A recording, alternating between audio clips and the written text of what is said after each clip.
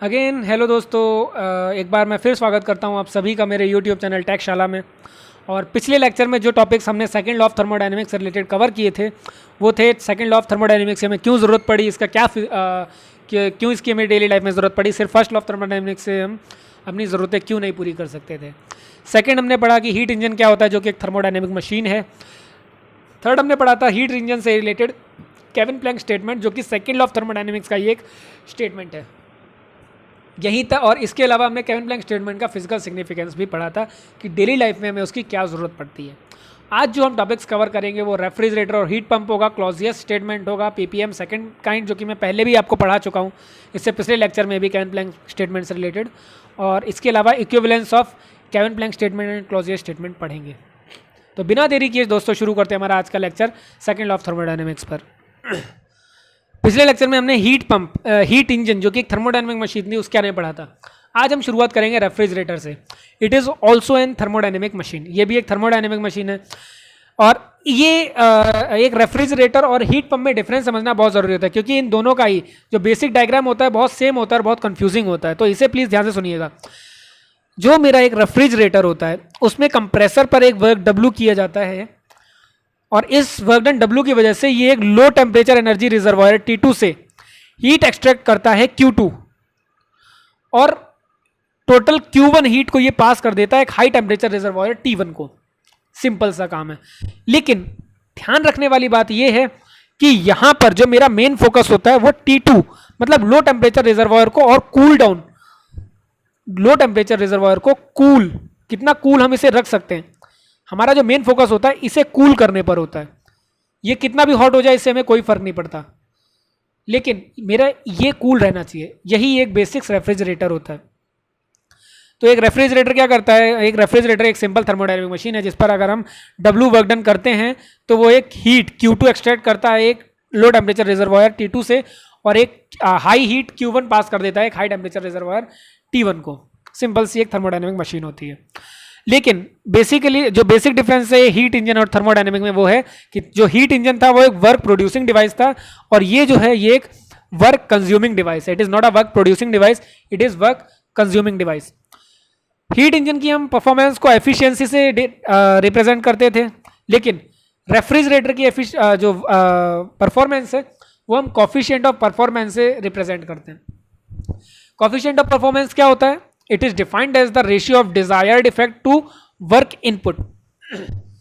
Desired effect, अब क्योंकि मैंने आपको बताया कि यहां पर मेरा जो पूरा फोकस रहता है वो इस थर्मल रिजर्वॉयर को T2 टेम्परेचर पर मेंटेन करना, मतलब इसे कूल डाउन करने पर मेरा पूरा फोकस रहता है। तो जो मेरा डिजायर्ड इफेक्ट होता है वो Q2 है यहां पर, और जो मेरा वर्क इनपुट दिया था वो W है। सो COP of a refrigerator is Q2 upon W। COP of a refrigerator is Q2 upon W, और W जो है वो Q1 माइनस Q2 है। तो जब मैं सारी वैल्यूज रख दी तो फाइनल फॉर्मूला आया COP of refrigerator is equals to Q2 upon Q1 minus W। तो एक रेफ्रिजरेटर की जो परफॉर्मेंस है वो COP से हम रिप्रेजेंट करते हैं, और इसमें जो हमारा मेन फोकस होता है वो एक लो टेम्परेचर थर्मल रिजर्वायर का को कूल डाउन करने पर रहता है। हाई टेम्परेचर रिजर्वायर कितना भी हीट हो जाए, कितना भी हॉट हो जाए, उससे हमारा कोई मतलब नहीं होता। लेकिन अगर मैं अपना जो फोकस है वो इसे कूल डाउन करने के बजाय, अगर मैं मेरा फोकस इसे कूल डाउन करने के बजाय इसे हीट करने पर शिफ्ट कर दूं कि मुझे हाई टेम्परेचर रिजर्वायर को और ज्यादा हीट करना है, तो मेरा रेफ्रिजरेटर से ये बन जाएगा हीट पंप, जो कि ये है। सेम टेम्परेचर है, इसीलिए मैंने आपको बोला था कि दोनों को बेसिक अंतर ध्यान से समझिए। रेफ्रिजरेटर में मेरा पूरा फोकस इधर रहता है कि ये मैं कितना कूल कर सकता हूं, लेकिन एक हीट पंप में मेरा जो पूरा फोकस शिफ्ट होता है वो इधर होता है T1 पे। जो मेरा पूरा फोकस रहता है वो इधर रहता है T1 पे, कि मैं इस थर्मल रिजर्वायर को कितना हीट कर सकता हूं, कितना टेम्परेचर इसका राइज कर सकता हूं। Therefore we will said it heat pump, to pump the heat. तो heat pump is used to heat some space, और इसका भी परफॉर्मेंस हम COP से रिप्रेजेंट करते हैं। इसके अलावा COP अब COP का जो हमने डेफिनेशन पढ़ा था वो पढ़ा था, it is defined as the ratio of desired effect to work input, और रेफ्रिजरेटर में मेरा डिजायर्ड इफेक्ट था ये Q2 जो यहां पर है, लेकिन हीट पंप में मेरा डिजायर्ड इफेक्ट हो जाता है ये Q1 जो कि यहां पर है, और इस तरीके से जो COP ऑफ हीट पंप आ जाता है वो आ जाता है Q1/W। Again W is nothing but Q1 minus Q2, यही W है, और इस W की वैल्यू मैंने यहां पर पुटअप करी, तो जो मेरा फाइनल COP आ जाएगा वो आ जाएगा Q1 माइनस Q2। ये मेरा फाइनल COP हो गया एक हीट पंप का जो फाइनल फॉर्मूला हुआ। तो और जब मैं COP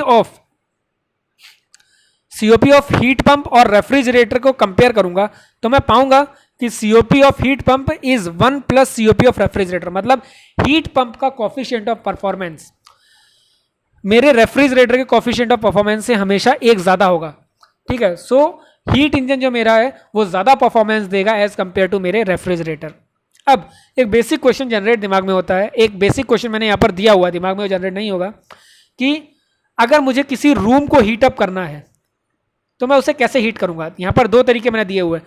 सबसे पहला, क्या मैं इसके अंदर एक कॉइल रख दूंगा और सिंपली ये जो कॉइल मैंने रखा हुआ है इससे हीट अप कर लूंगा, या दूसरा तरीका यहाँ पर मैं एक हीट पंप लगा दूंगा। दोनों में से कौन सा तरीका बेस्ट है? So answer is heat pump. Reason क्या है?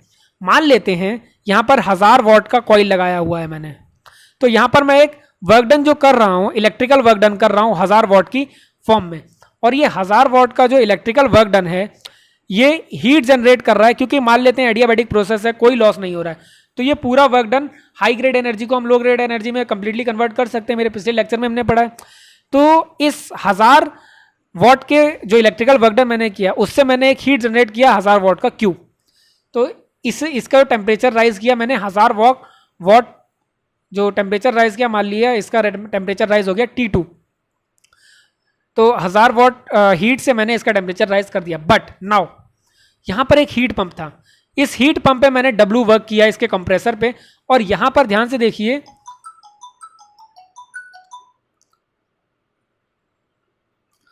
और इसके कंप्रेसर पर जब मैंने W वर्क डन किया तो यहां से मेरा हीट एक्सट्रैक्ट हुआ, जो मेरा हीट गया हाई टेम्परेचर रिजर्वर को वो Q बन गया, और यहां से मैं COP से मैं देख सकता हूं कि क्योंकि इस केस में मुझे सिर्फ 1000 वॉट हीट मिला था, लेकिन अगर मैं इसके कंप्रेसर पर 1000 वॉट वर्क डन करूंगा तो इस केस में जो Q डैश मतलब हीट होगा वो ग्रेटर देन 1000 वॉट होगा, और इस तरीके से थर्मोडायनेमिकली इस केस में मैं ज्यादा टेम्परेचर जनरेट कर सकता हूं।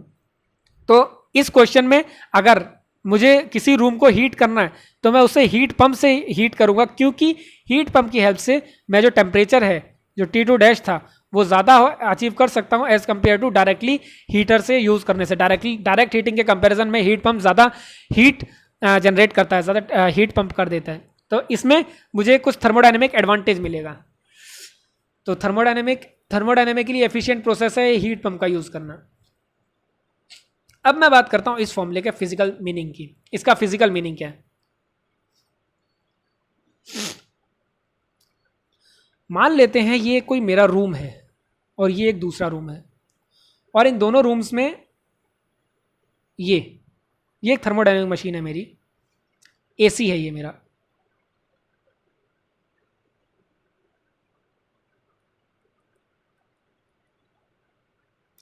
इधर रेफ्रिजरेशन हो रहा है और इधर हीट पंप हो रहा है। तो जो आप सभी को पता होना चाहिए कि जो हमारा रूम AC होता है वो एक थर्मोडायनेमिक मशीन होती है, जिसको जब वो रूम को कूल करता है तो वो रूम में एज ए रेफ्रिजरेटर वर्क करता है, उसमें रेफ्रिजरेशन साइकिल चलती है, और जो आउटर एटमॉस्फेयर होता है जहाँ पर हमें हीट ज़्यादा लगती है तो वो एक हीट पंप होता है। तो अगर मेरा ये रूम है और इस पर रेफ्रिजरेशन हो रहा है तो इस केस में जो Q2 ये एक्सट्रैक्ट करेगा वो कम होगा, लेकिन जो हीट ये एटमॉस्फेयर को पास करेगा वो ज़्यादा होगा, और इसीलिए यहां पर थर्मोडायनेमिक एडवांटेज हमारे पास ये होता है कि एक हीट पंप ज़्यादा परफॉर्मेंस देती है एज कंपेयर टू एक रेफ्रिजरेटर से। तो इसीलिए अगर कभी भी हमें किसी स्पेस को हीट करना हो तो वहां पर हम रिवर्स AC लगा के रिवर्स एसी लगा के एक हीट पंप की तरह उसे हीट कर सकते हैं, जिससे कि हमें ज़्यादा एफिशिएंट, एनर्जी एफिशिएंट प्रोसेस मिलेगा और हमें थर्मोडायनेमिक एडवांटेज भी मिलेगा।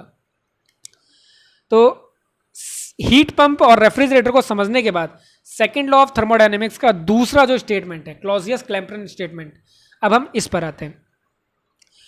क्लॉजियस-क्लैम्पटन स्टेटमेंट क्या कहता है कि it is impossible to construct a device which operate in a cycle and transfer heat from one thermal reservoir to other reservoir without consuming any other form of work input.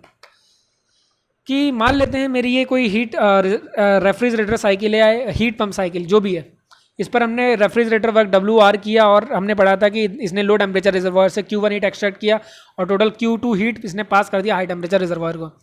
According to क्लॉजियस-क्लैम्पटन statement, इस दुनिया में कोई भी ऐसा heat pump, कोई भी ऐसी refrigerator नहीं है जो कि बिना किसी वर्क डन के, ये वर्क डन हो ही नहीं रहा है यहाँ पे, बिना किसी वर्क डन के सिंपली एक Q1 हीट ले लो टेम्परेचर रिजर्वॉयर से और Q2 हीट पास कर दे हाई टेम्परेचर रिजर्वॉयर को without any work done, it is impossible.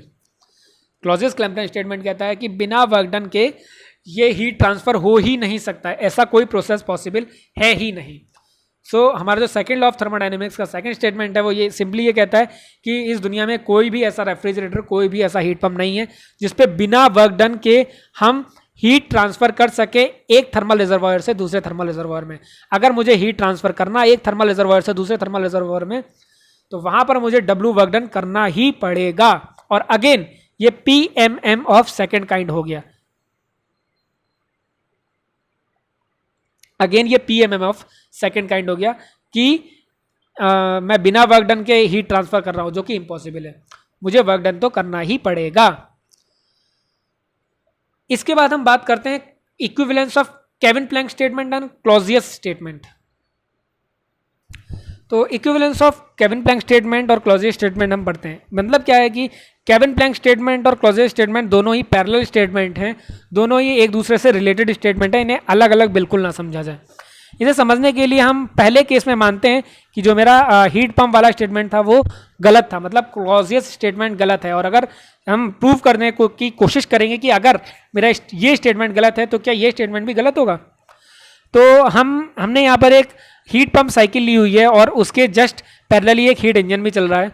और यहाँ पर क्योंकि क्लॉजियस स्टेटमेंट को मैंने गलत माना है, तो मान लेते हैं कि यहाँ पर एक हीट पंप कुछ हीट Q1 ले रहा है लो टेम्परेचर रिजर्वॉयर से और Q1 हीट कोई हाई टेम्परेचर रिजर्वॉयर T1 पे पास कर रहा है जिस पर कोई वर्क डन नहीं हो रहा है। और इसके बाद इसके पैरेलली एक हीट पंप चल रहा है जो कि Q1 हीट ले रहा है हाई टेम्परेचर रिजर्वॉयर T1 से, और इसका नेट वर्क डन करके Q2 हीट को ये लो टेम्परेचर रिजर्वॉयर पे पास कर रहा है। यहाँ पर नोट करने वाली बात दोस्तों ये है क्योंकि net work done Q1 minus Q2 हो रहा है, इसलिए यहाँ पर Q1 is greater than Q2 होगा। मतलब ये ज्यादा Q1 is greater than Q2 होगा। अब लेट अस कंसीडर कि ये पूरी जो है ये एक इक्विवेलेंट हीट इंजन हो गया, ये एक इक्विवेलेंट हीट इंजन हो गया जहां पर नेट वर्क आउटपुट हमें मिल रहा है और हीट इनपुट और आउटपुट कर रहे हैं। तो ये एक हीट इंजन हो गया इक्विवेलेंट, और क्योंकि Q1 इधर गया और Q1 इधर आया तो जो नेट हीट एक्सचेंज हुआ इस T1 के साथ वो 0 हुआ, और Q1 इधर गया Q2 इधर, Q1 इनपुट में गया और Q2 आउटपुट में आया। तो इसे मैं इधर ड्रॉ करता हूं, ये मेरा हीट इंजन है, ये T2 है, ये T1 है और ये वर्क डन हो रहा है W। तो T1 के साथ तो मेरा कोई एनर्जी एक्सचेंज हो ही नहीं रहा है क्योंकि जितना Q1 गया था उतना ही Q1 वापस आ गया। अब T2 के साथ जो मेरा हीट एक्सचेंज हो रहा है वो Q1 माइनस Q2 हो रहा है, और जो वर्क जनरेट हुआ वो भी। अब यहां पर मैंने Q1 माइनस Q2 हीट इस थर्मल टेम्परेचर रिजर्वॉयर से लिया था, और जो मैंने वर्क डन किया वो भी Q1 माइनस Q2 किया। मतलब कि मैंने जितना हीट लिया उतनी पूरी हीट को वर्क में कन्वर्ट कर दिया। और केविन प्लैंक स्टेटमेंट दोस्तों क्या था, PMM ऑफ सेकंड काइंड, कि ऐसा कोई हीट इंजन है ही नहीं जो बिना एनर्जी लॉस के हीट लेके डायरेक्टली उस पूरी हीट को वर्क डन में कन्वर्ट कर दे बिना किसी एनर्जी लॉस के। तो अगर इस केस में मैंने माना था कि क्लॉजियस स्टेटमेंट गलत है, तो इस हिसाब से जो मेरा केविन प्लैंक स्टेटमेंट हुआ वो भी गलत साबित हुआ।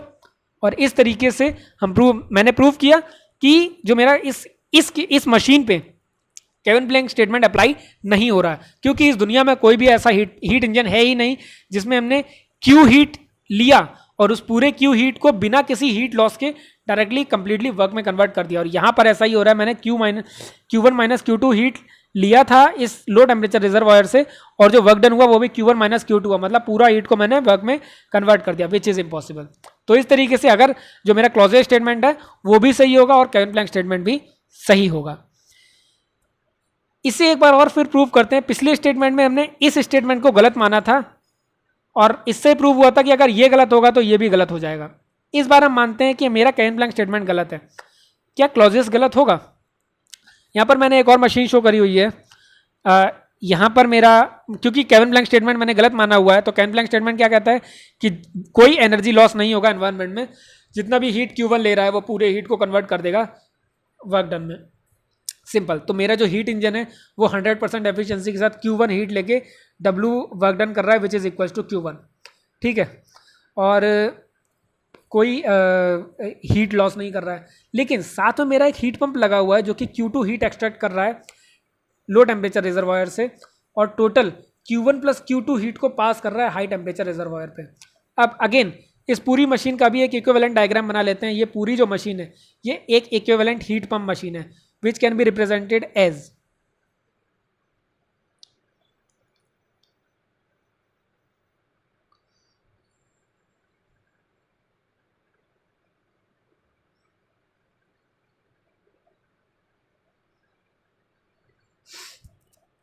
यहां पर जो नेट हीट पंप की तरफ गया वो गया Q2,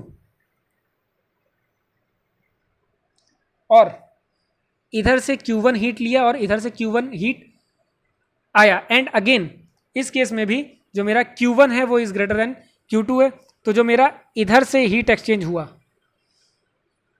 ओवरऑल जो मेरा हीट इधर जाएगा वो आया Q1 plus Q2 minus Q1, क्योंकि ये वाला Q1 इधर, ये वाला Q1 ये आ रहा था, सिस्टम में एंटर कर रहा था, और इधर से वर्क डन किया है W which is equals to Q1।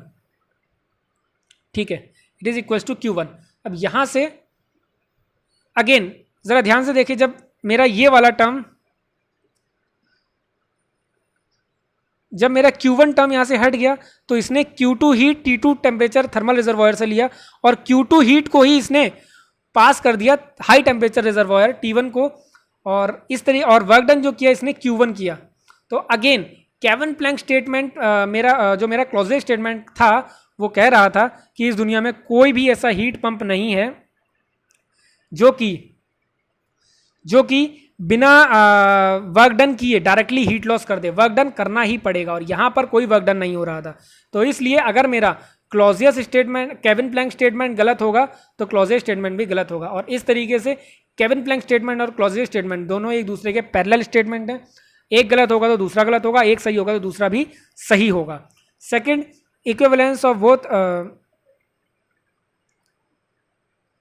तो ये था हमारा equivalence of Kelvin Planck statement और क्लॉजियस स्टेटमेंट। इस तरीके से हमारा सेकेंड लॉ ऑफ थर्मोडायनेमिक्स के जो टॉपिक कवर हुए वो कवर हुए कि एक सेकेंड लॉ ऑफ थर्मोडायनेमिक्स की हमें ज़रूरत क्यों पड़ी, एक हीट इंजन और रेफ्रिजरेटर और हीट पंप क्या होते हैं। इसके अलावा सेकेंड लॉ ऑफ थर्मोडायनेमिक्स के जो दो स्टेटमेंट थे, केविन प्लैंक स्टेटमेंट और क्लॉजियस स्टेटमेंट, वो पढ़े हमने। फिर पीएमएम ऑफ सेकेंड काइंड पढ़ा, और लास्ट में हमने पढ़ा कि किस तरीके से केविन प्लैंक स्टेटमेंट और क्लॉजियस क्लैम्परन स्टेटमेंट एक दूसरे के पैरेलल स्टेटमेंट्स हैं, उनमें कोई डिफरेंस नहीं है, बस एक हीट पंप के लिए और रेफ्रिजरेटर के लिए तो दूसरा हीट इंजन के लिए, बट दोनों बोथ आर पैरेलल स्टेटमेंट्स। इस तरीके से हमारा जो सेकेंड लॉ ऑफ थर्मोडायनेमिक्स का कुछ पार्ट है वो हमने ख़त्म किया। उम्मीद है दोस्तों आपको मेरे द्वारा पढ़ाई गई हुई चीज़ें पसंद आ रही होंगी, और आज के लेक्चर में भी आपको वो चीज़ें समझ आई होंगी जो चीज़ें मैंने समझाने की कोशिश करी थी। और आप सभी से बस यही गुजारिश है कि अगर मेरे कंटेंट में कहीं पर आपको कुछ गलती दिखाई लगती है या कुछ गलत सुनाई पड़ता है तो please notify me, I will correct that, I will rectify that. और अगर आपको कुछ समझ नहीं आ रहा है then again mail me and I will rectify that. और कोई भी सजेशंस के लिए मोस्ट वेलकम। धन्यवाद। जय हिंद।